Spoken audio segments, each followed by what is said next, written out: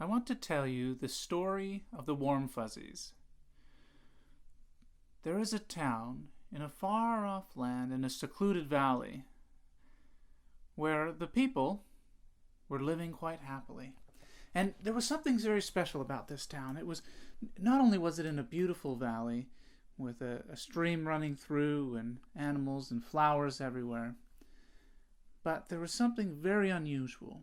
Each person who lived there carried with them a satchel, and in the satchel were warm fuzzies. And whenever anybody met another person and they wanted to have a warm fuzzy, they would simply ask for a warm fuzzy. And the other person would give them a warm fuzzy, this nice, soft and cuddly small object that just every time you got it just made you feel peace and happiness. Now everything was great in this town until one day there came a witch from out of the mountains that came and saw all these people giving warm fuzzies. She didn't have warm fuzzies, but she did have something else that she wanted to sell them. And so she went to them and she said, "Look, you are giving out your warm fuzzies all freely. And if you give away all your warm fuzzies, you will run out, and you will have none for you or your family and those that are closest to you. So you need to keep your warm fuzzies and save them. And when someone asks you for a warm fuzzy, I can give you one of these instead, a cold prickly, and I will sell you as many cold pricklies as you want, and you will never run out of cold pricklies. And then you can share these instead." And so the people at first were hesitant, but each of them got some cold pricklies from this lady, and she carried on her way and moved on to the next town. And at first people didn't give the cold pricklies, but they did start to every once in a while, because they looked in their satchels and they weren't sure that they were full of warm fuzzies anymore.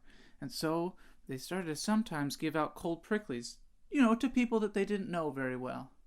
But as time went on, these people who started to get a cold prickly, they were upset, and it bothered them that they were expecting this nice, warm, and comforting thing, and instead they got this hard and cold and painful thing instead. And so they started to hand out cold pricklies too, because they wanted to save their warm fuzzies for themselves. And pretty soon, everyone was giving cold pricklies instead of warm fuzzies. And an interesting thing happened.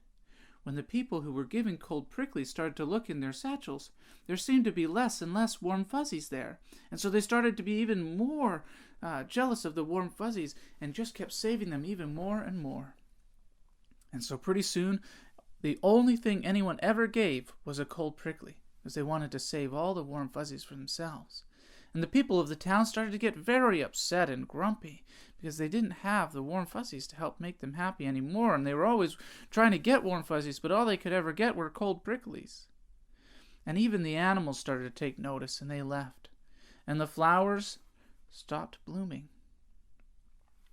And the town was starting to really suffer, until one day, from the mountains, there came a bard, singing happy songs and giving warm fuzzies to every person that he met.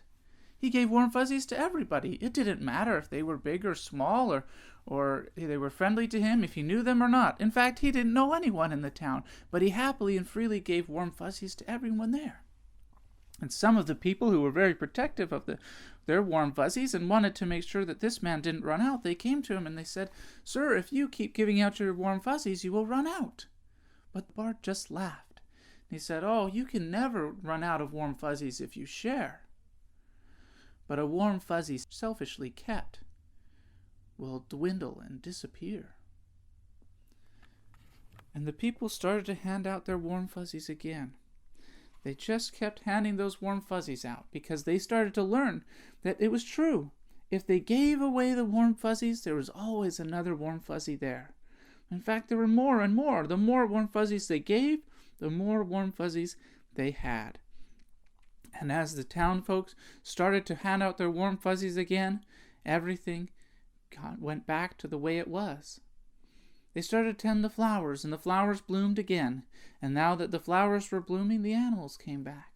And soon the town was just as happy as it ever was.